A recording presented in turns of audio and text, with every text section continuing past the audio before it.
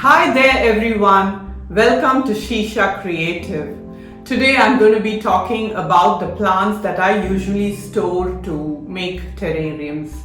So whenever you want to make a terrarium, it becomes very difficult to go in search of plants in all the nurseries because the plants that are needed for terrariums are actually unique and they need to be in moist conditions. When you want to make a terrarium, I think the plants should be at reachable distance. So it's really difficult to actually go in search of terrarium plants because sometimes it will be available in the nurseries that you usually go to, but most of the time it is not available, especially for the small tiny plants that you're looking to keep in terrariums.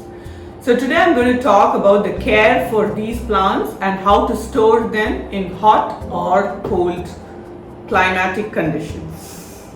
So let's go! Syngonium Mini.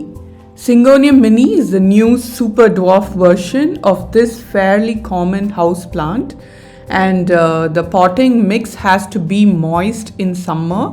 Always the surface should dry out before watering again. And for this plant, you need to have it in bright light, but it should not be direct.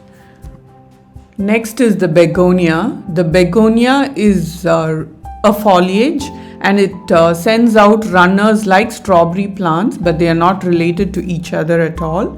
And they quickly fit into the most closed terrariums, and it needs to be in moist conditions with low light is good. Next is the succulents, and succulents have never grown well with me until I found a way to have them always settled in water. So succulents need to be under moist conditions and with high humidity. So in hot places it survives well, in closed terrariums only. Next is the Peperomia plant. The texture and the shape of the Peperomia plants is very intriguing, and it has reddish stem for an extra splash of color. So it fits in really well in terrariums where you need different colors, and this is very slow in growth, but it does thrive in high humidity and in a closed system.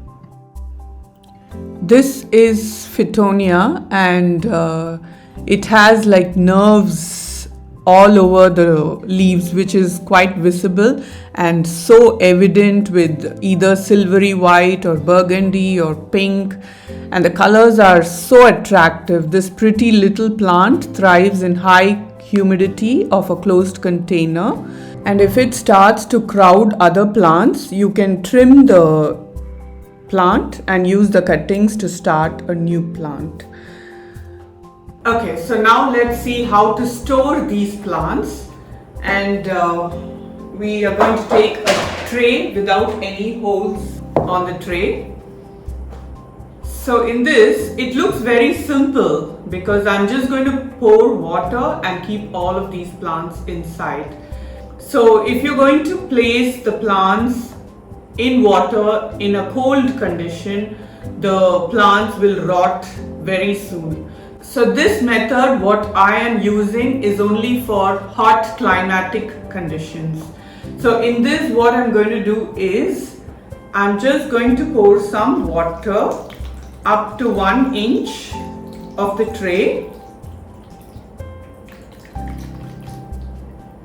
and place all of these plants inside. It may seem really simple, but you have to check these plants every day to see if the leaves are getting yellow or they are drying up or they are getting rotted.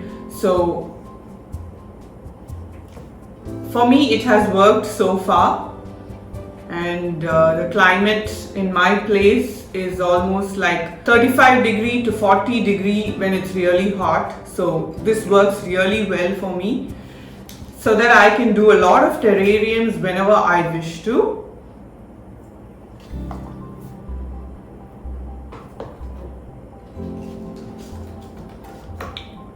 So now we have stored it in water.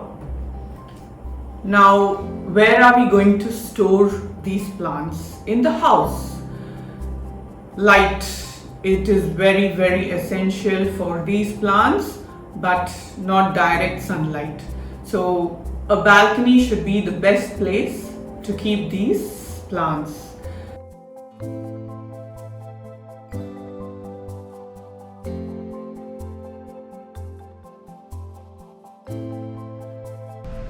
In cold climatic conditions, winter can be extremely harmful for the plants.